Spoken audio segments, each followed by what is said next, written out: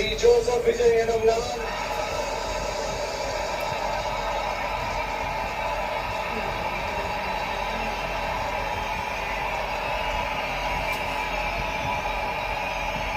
சட்டப்படி அமைக்கப்பெற்ற இந்திய அரசியல் அமைப்பின்பால் உண்மையான நம்பிக்கையும் மாறா பற்றும் கொண்டிருப்பேன் என்றும் இந்திய நாட்டின் ஒப்பில்லாத முழு முதல் ஆட்சியையும் ஒருமையையும் நிலை நிறுத்துவேன் என்றும்